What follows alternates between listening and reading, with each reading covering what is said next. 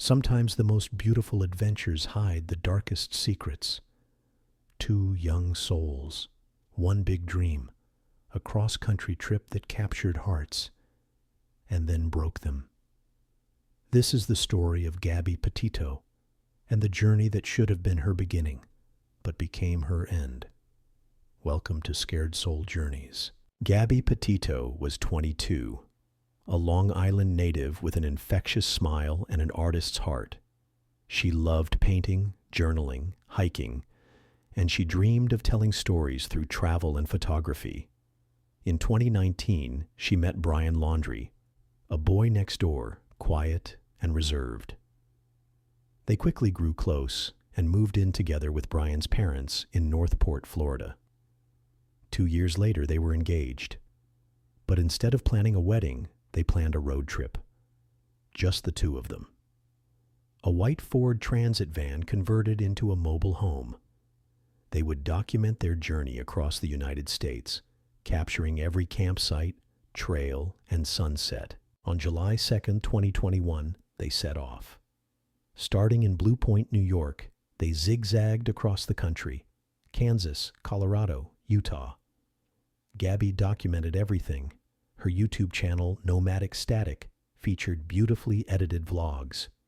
Her Instagram showed canyon hikes, yoga in the sun, cozy van breakfasts. To the outside world, it looked like paradise. But not everything shared online reflects reality. By August, cracks began to show. On August 12th, in Moab, Utah, a witness called 911. They reported a man slapping a woman near a store. Police pulled over their van. Gabby was crying uncontrollably. The body cam footage later released showed a nervous, apologetic Gabby saying she had OCD, that she had hit Brian first. Brian had scratches on his face. He calmly said Gabby was just upset. The officers separated them for the night. No charges were filed. No arrest. It was logged as a mental health crisis. But the footage sparked controversy. Many wondered, was the victim blamed? Was danger ignored? This was the first public sign that their trip might not be the dream it seemed. Over the next few weeks, they continued their travels. Gabby posted photos from Arches National Park and Bryce Canyon, but her tone seemed different, more scripted. Her family grew concerned. On August 25th, she made what would be her last post, a photo in front of Monarch Mural in Ogden, Utah. Her mother received a text from her phone on August 27th. It read, "Can you help Stan? I just keep getting his voicemails and missed calls." But something was off. Stan was Gabby's grandfather. She never called him by his first name. 2 days later, another message. No service in Yosemite. That would be the last contact. September 1st, 2021, Brian Laundrie returned home to Florida, alone. He didn't tell anyone where Gabby was. 10 days passed. Gabby's family, unable to reach her, reported her missing on September 11th. The police went to question Brian. He refused to speak. He had already hired an attorney. Shortly after, Brian disappeared. The pressure mounted. Social media exploded. "Where is Gabby?" became a trending plea across TikTok and Instagram. Amateur internet detectives began piecing together maps, timestamps, GPS data, and even YouTube footage from other travelers in the area.